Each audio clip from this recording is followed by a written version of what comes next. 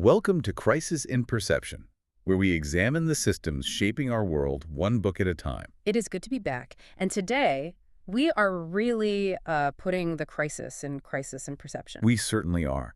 We are wading into waters that are not just turbulent, but, well, potentially explosive. That's one way to put it. We are looking at a text today that is, frankly, a grenade of a book. Right. From the moment you see the title on the shelf, you know you are in for a confrontation. Today, we are doing a deep dive into How to Blow Up a Pipeline by Andreas Malm. It is a title that just stops you in your tracks, doesn't it? It acts as a filter, really. You either pick it up with this intense curiosity or you recoil from it. You absolutely do. But I want to be incredibly precise right from the jump, and this is something we're going to have to reiterate because that title is so provocative. This book is not a technical manual. Right, exactly. If you clicked on this deep dive hoping for, I don't know, chemistry lessons or schematics or a shopping list for the hardware store, you are in the wrong place. You really are. This isn't the anarchist cookbook. Not at all. Far from it. This is a work of serious political theory, history, and human ecology. It is a systems-level analysis of a very specific, almost agonizing contradiction at the heart of the modern world. And what is that contradiction? It isn't about how to build a bomb. It's about why a movement that claims the world is ending is acting so well, so politely. That brings us right to the structural question, the central tension that drives this entire deep dive. And we really need to stage here properly. I do. We are living through a climate emergency. And I don't use that word lightly. The science is definitive. The warnings from the IPCC and others are, frankly, apocalyptic. They are. We're talking about the destabilization of organized human life. Exactly. That is the baseline reality. That's the starting point for this entire conversation. Right. And yet, the movement that has risen up to confront this emergency, specifically the climate movement in the global north, has remained strictly, almost religiously, committed to nonviolence. And we aren't just talking about nonviolence toward people, which is, a standard moral baseline for pretty much everyone. Of course. We are talking about nonviolence toward property, toward the machines themselves, the infrastructure doing the damage. That distinction is vital. And on the other side of the equation, you have what Malm calls the fossil economy, the machine we are supposed to be fighting.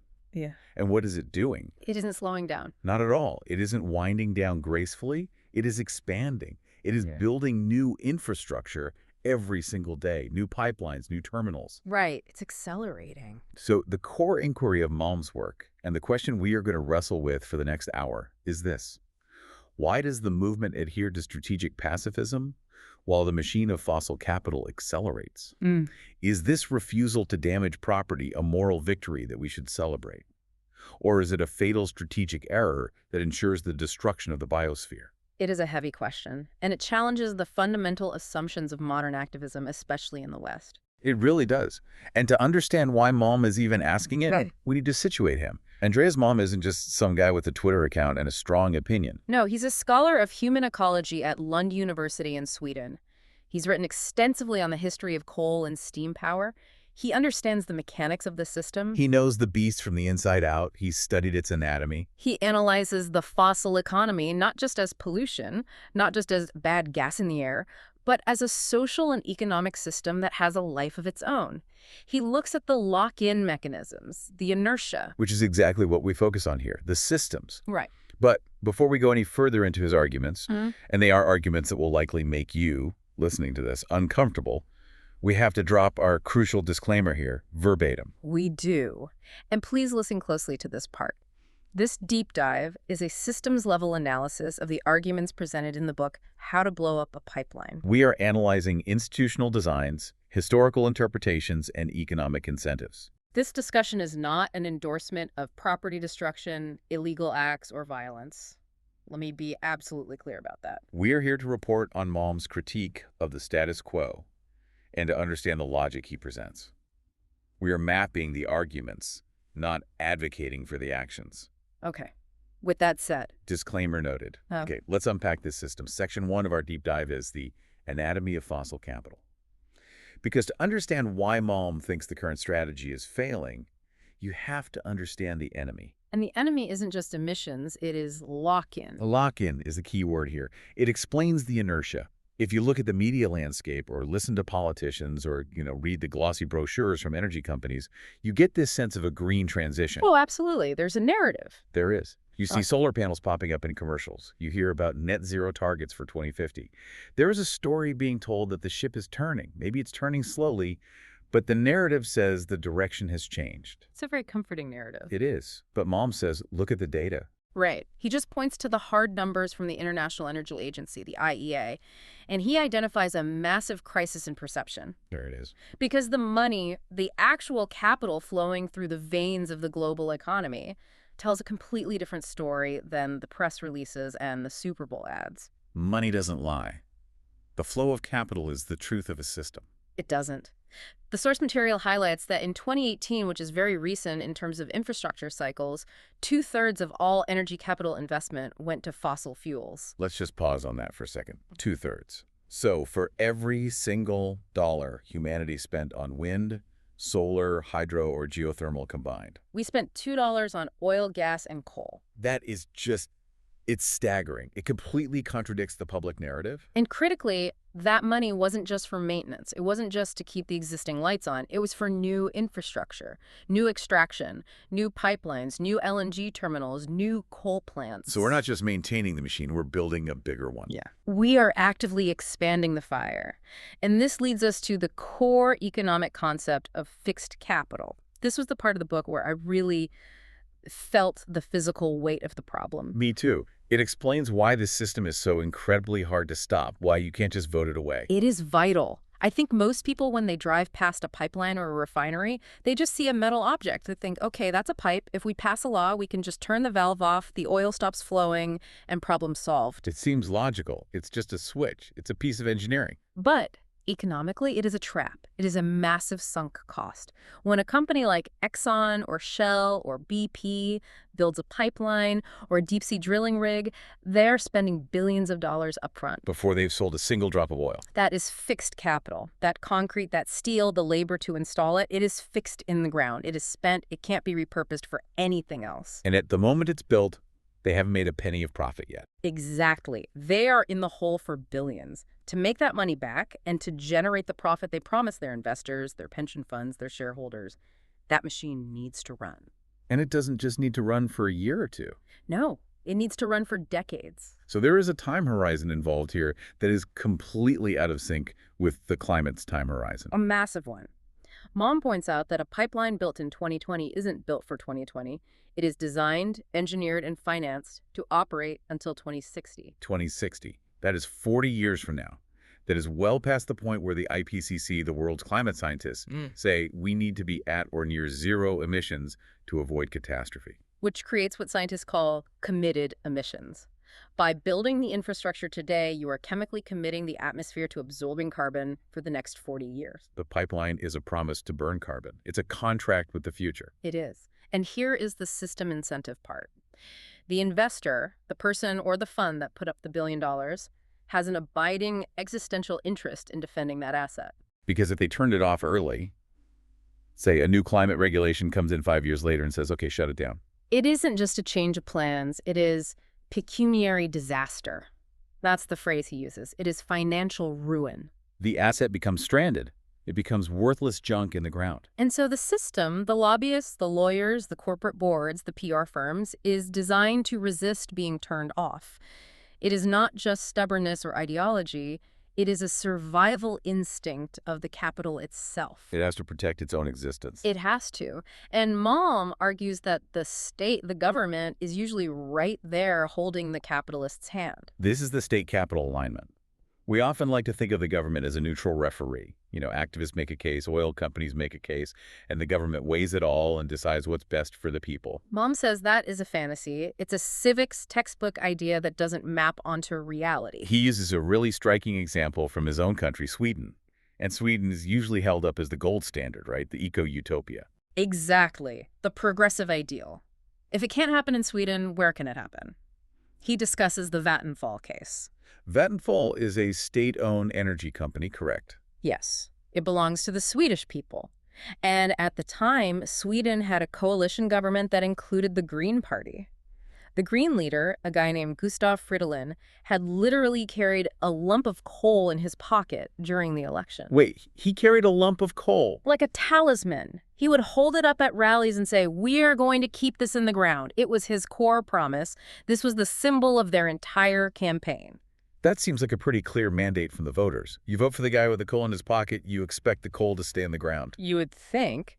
But Vattenfall, the state-owned company, owned massive brown coal assets in Germany. Lignite, the dirtiest fuel imaginable. So when the coalition got into power, they faced a choice. A very clear one. They could close those mines. That would have been a massive win for the climate, an actual physical reduction of future emissions. But that would mean writing off the asset on the state's books, losing the money. Precisely. It would be a pecuniary disaster for the state-owned company.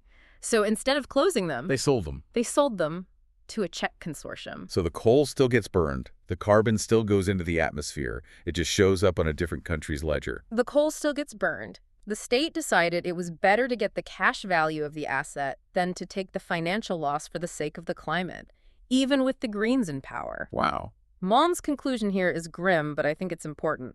The machine of the fossil economy has a physical momentum and inertia that is almost unstoppable by conventional means. So petitions, polite lobbying, even having Green Party members in government. None of it stopped the physical expansion of the fireplaces, as he calls them. The fireplaces. That is a haunting image. It is. The machine keeps eating the earth to feed the fire, and our political systems are designed to help it. So on one side, we have this juggernaut of fixed capital and state protection, this thing with immense inertia. And on the other side, we have the climate movement. And Malm argues that while the movement has gotten huge, it has kind of, well, stagnated. Stagnated in terms of results, absolutely. In terms of leverage. He talks about the history of blah, blah, blah. Yes, and he traces this all the way back to Kapawan, the first big UN climate summit in Berlin in 1995. 1995. I mean, that's a generation ago. It is. And since that first summit, where all the world leaders agreed this was a serious problem that needed to be addressed, annual CO2 emissions have grown by roughly 60%. 60%. So all the talking, all the conferences, all the agreements and emissions went up by 60%. It gets worse. Malm points out that more carbon was released into the atmosphere in the 25 years after we started holding these summits than in the 75 years prior. So the more we talk, the worse it gets. That is the blah, blah, blah. That is the crisis. Right. And Malm's critique is that the movement has grown in size. We have seen millions in the streets for Fridays for Future, which is incredible, but it hasn't grown in structural leverage. It hasn't figured out how to actually stop the machine. And he blames this on a specific ideology that has taken root. He calls it strategic pacifism. Yes, this is distinct from just being peaceful as a person. Strategic pacifism is the dominant ideology, exemplified by groups like Extinction Rebellion or leaders like Bill McKibben. It's the core belief that absolute nonviolence is not just morally right, but the only effective tactic. It's a strategy, not just an ethic. Exactly. It's a theory of power, and he thinks it's a failed theory. There is this action consensus he talks about with the German protests. Right. Look at Ende Gelände in Germany. These are incredibly impressive protests. I mean, visually stunning. Thousands of people in white overalls storming open-pit coal mines. It looks like a scene from a sci-fi movie. It does. They break through police lines. They occupy the pit. It's massive civil disobedience. But they have a strict consensus. We will not damage machines or infrastructure. So they will storm the mine, but they won't touch the gigantic excavator that's digging up the coal. They might climb on it. They might sit on it to block it for a few hours, but they will not disable it. They will not damage it. And what's the result of that, according to Malm? Malm argues this creates a moral victory. It gains sympathy in the media. It prevents them from being immediately labeled as terrorists.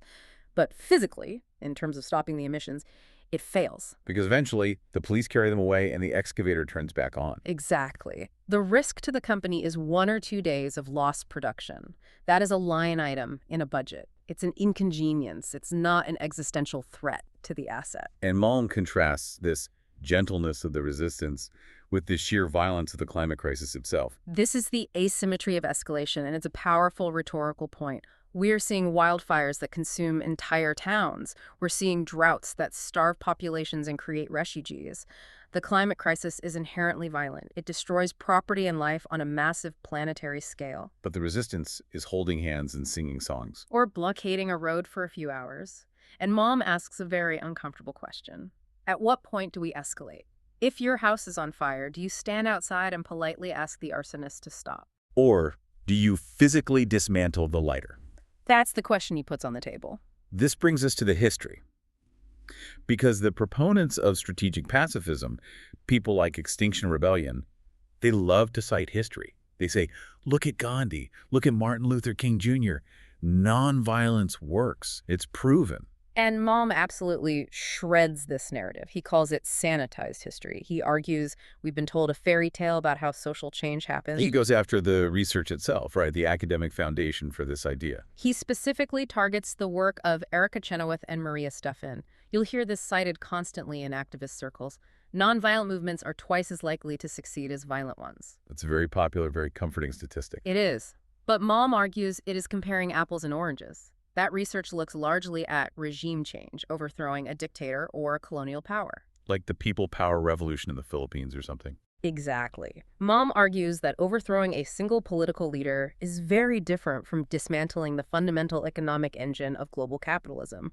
You can't just convince fossil capital to resign. And he also says they completely ignore the role of the radical flank. Yeah. The more militant wing of a movement. And this is where his historical examples come in. Let's look at the suffragettes. The movement for women's right to vote. Yes. If you go to a museum today or watch a documentary, you see the sashes and the peaceful marches and the hunger strikes. You don't see the bombs. The bombs. The suffragettes, particularly the militant wing led by the Pankhursts, engaged in widespread, systematic property destruction. They smashed windows across London. They engaged in arson. They set fire to pillar boxes. Pillar boxes. Mailboxes? Yes, they targeted tea shops. They targeted the homes of members of parliament. They even blew up a house that was being built for the Chancellor of the Exchequer. Tea shops. That seems incredibly disruptive for British society. It was. It was designed to make life unlivable for the ruling class until they gave in. Malm points out that we have completely scrubbed this from our collective memory. We want the suffragettes to be these polite, peaceful heroes. But they are militants. And the civil rights movement in the U.S. That's the cornerstone of the nonviolence argument. Same thing. We rightly focus on Dr. King, who was a genius of nonviolent strategy. He's an icon. But Malm reminds us that the civil rights movement existed alongside the constant threat of riots. The long, hot summers of the 1960s. Exactly. It also existed alongside armed self-defense groups like the Deacons for Defense and Justice, who protected activists from the KKK. So there's a good cop, bad cop dynamic at play on a national scale. Precisely. The state had to negotiate with King and the SCLC because the alternative was Watts burning down or Newark or Detroit. Without the threat of the bad cop, the good cop has no leverage. The establishment can just ignore him. The example that really struck me in the book, the one that I think is the strongest case, was the anti-apartheid movement in South Africa. Yes. This is the clincher for Malm. Nelson Mandela is now held up as this global saint of modern pacifism, of forgiveness and reconciliation. In the Western imagination, absolutely. But Malm quotes Mandela explicitly arguing that nonviolence was a tactic, not a sacred principle. A tactic to be abandoned when it didn't work? Correct. After the Sharpeville massacre in 1960, the ANC formed a military wing, Umkhonto we Sizwe, or MK, the Spear of the Nation. And Mandela was a co-founder. He was. And they didn't just march. They targeted infrastructure. They blew up power lines, railway lines. And the Sasol oil refineries. That is the key historical event Malm points to. The MK attacked the Sasol refineries, which were these massive state-of-the-art facilities turning coal into oil for the fuel-starved apartheid regime. They blew up the storage tanks. And Malm talks about the psychological and visual impact of that. The smoke. He describes this pillar of black smoke rising over the refinery. It was a message. It shattered the myth of the regime's invulnerability. It showed that the state's economic power source could be touched. It could be broken. So Malm's takeaway here is that the current climate movement's absolute adherence to property pacifism is actually a historical anomaly. Yes, that's the core of his historical argument. Almost every successful movement for structural change, from ending slavery with people like John Brown, to the suffragettes, to ending apartheid, has employed a diversity of tactics, which is a euphemism that includes sabotage and property destruction. So the refusal to touch property is unique to the modern climate movement. And Malm suggests it is a primary reason for its failure to actually stop the carbon lock-in. So let's move to Section 4, the logic of sabotage. If the movement were to change tactics, what would that actually look like? What's the theory of change here? Again, Malm is not talking about violence against people. No, and that is a crucial distinction. We will get to that. But first, he talks about breaking the spell of property. There's this psychological barrier we have to get over first. We do. In capitalist society, private property is sacred. It is treated as inviolable. You can arrest a protester, you can ruin their life with a criminal record, but you cannot damage a pipeline. The pipeline has more rights than the person. It's a strange inversion of priorities. It is, and Malm makes a very simple philosophical argument. Property is not above the earth. If the choice is between the integrity of a pipeline and the integrity of the biosphere, The biosphere must win. There is no natural law, no divine right that says a billion-dollar investment gets to exist if it is actively destroying the conditions for organized human life. so the goal of sabotage isn't just to break things for the sake of it. It's to asset strand. Right, it's strategic. We talked about fixed capital earlier. The pipeline needs to run for 40 years to make its money back and then some. Okay, If you can disrupt that operation, if you can make it impossible for that pipeline to run consistently and predictably, you turn that asset into a liability. you break the feedback loop of profit, you interrupt the cash flow. Malm proposes a new feedback loop, a counter loop. Sabotage occurs. This could be minor, a hole drilled here, a valve disabled there. Right. The company now has to spend more money on maintenance and, crucially, on security. Costs go up. Then the insurance premiums spike. Oh, insurance is huge here. It is everything. The entire world of big capital runs on insurance. If an insurance company like Lloyd's of London sees a particular type of asset, say a pipeline in North America, as a high-risk asset because it keeps getting holes punched in it. They will jack up the premiums or just refuse to insure it at all. And if you can't get insurance, you can't get financing from a bank. If you can't get financing, the project dies. The spell is broken. He uses the flute example to illustrate this from the real world. This is from conflict zones like Colombia or parts of the Middle East, where oil infrastructure is a constant target for rebel groups. Pipelines there are sabotaged so frequently that they are colloquially called the flute because they're full of holes. And what happens to the investors in those regions? They flee. It becomes a bad investment climate. Capital is cowardly. It wants safe, predictable returns. Malm is asking, why is the global north, the heart of the beast where the decisions are made, a safe haven for these investments? The movement needs to become the investment risk. We are the investment risk. That was the Ende Gelände slogan.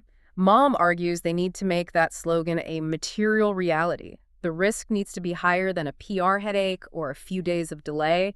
It needs to be financial. It needs to show up on a spreadsheet in a boardroom. Now, we have to make the distinction from terrorism. Because if you start blowing things up, that is the word that will immediately be used by the state and the media. He deals with this head-on. It's probably the most important chapter. He and the historical ANC draw a bright red moral and strategic line between sabotage and terrorism. What is that line? Sabotage is attacking dead objects. It is attacking property. It is disabling machinery. Terrorism is attacking people, harming human beings. It seems like a fine line in the heat of the moment, though. What if a worker is near the pipeline? It requires extreme discipline. He's very clear on this. Malm argues the movement must maintain an absolute strict prohibition on harming human life. Any action must be planned to ensure no one is hurt.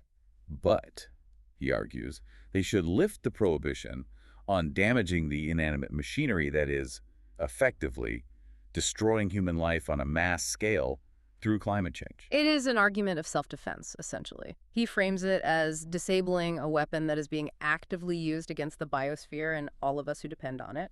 Okay, Section 5. Implications and counterarguments, because obviously this is incredibly risky. If people start blowing up pipelines in Texas or Germany, the state isn't going to just shrug and say, well, they have a point. No, not at all. The primary counterargument is the fear of backlash. The idea that sabotage will alienate the public, lose all popular support, and invite massive repression from the state. Police crackdowns, long prison sentences, activists being tried under terrorism laws, which is a very real fear. It is certain to happen, but Malm offers a rebuttal, and he goes back to the radical flank effect. How does that work in this context? If you have a militant wing that is discreetly and effectively sabotaging infrastructure, suddenly the moderate wing, the people holding signs, lobbying Congress, doing school strikes, looks much more reasonable to the people in power. Right. It creates a new political calculus. Talk to us, the reasonable ones, or you'll have to deal with them. Exactly. It forces the state to the negotiating table with the moderates as the lesser of two evils. Without the radical flank, the moderates can just be ignored, patted on the head, and sent home. He also talks about receptivity in a warming world. This was a chilling point for me. It's the idea that our public tolerance for this kind of action is not fixed. It will change as the material reality of climate change gets worse. As we move toward a 6-degree world. Right. As climate disasters intensify, as they become more frequent and more deadly, the public might not see pipeline destruction as terrorism. They might see it as a necessary, even heroic act. He writes, and this is a quote that sticks with you, the itch to blow up pipelines might be well-nigh universal.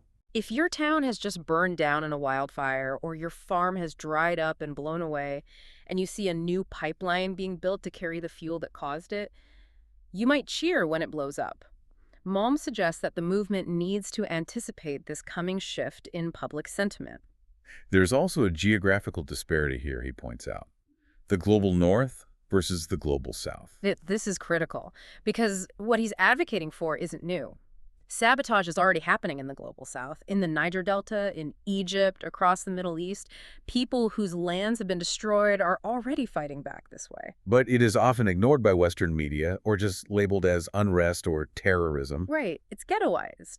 Malm argues that the global north is where the capital comes from. It's where the investment decisions are made. It is the head of the snake. It's where the calm is most artificial. Yeah. We live in this bubble where we profit from fossil capital, but we export the violence it inflicts elsewhere. And so Malm argues that disruption is most needed here in the centers of finance and consumption to break that calm. Finally, he touches on the danger of despair.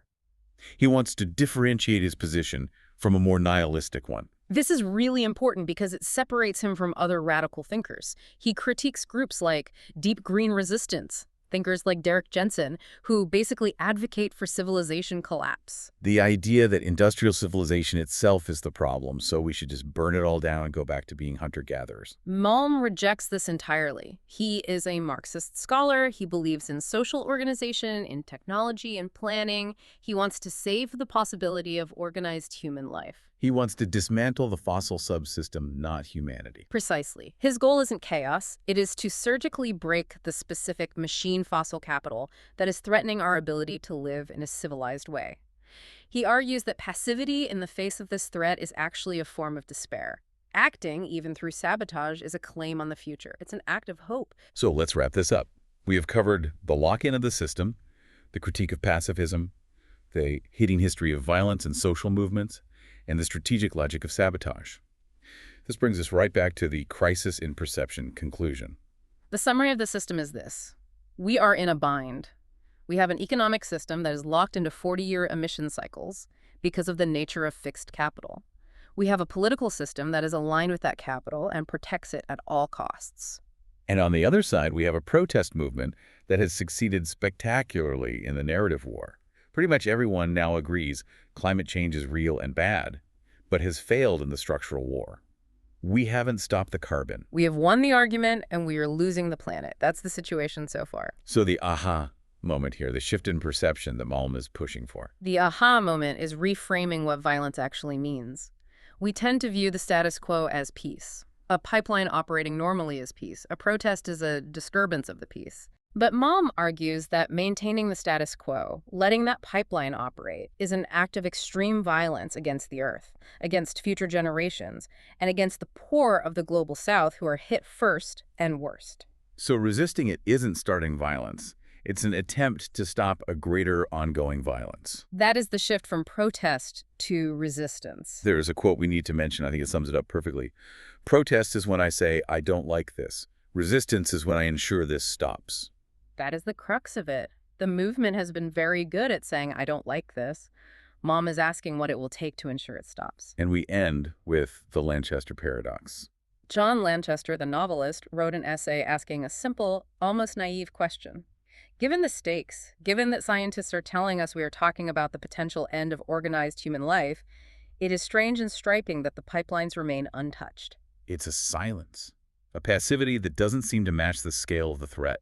And it's a silence that Malm suggests is about to break. He suggests that this passivity is an anomaly, and for the sake of the biosphere, it is what must end. It is a lot to process. It is deeply uncomfortable. It challenges everything we are taught about how democracy and protest are supposed to work.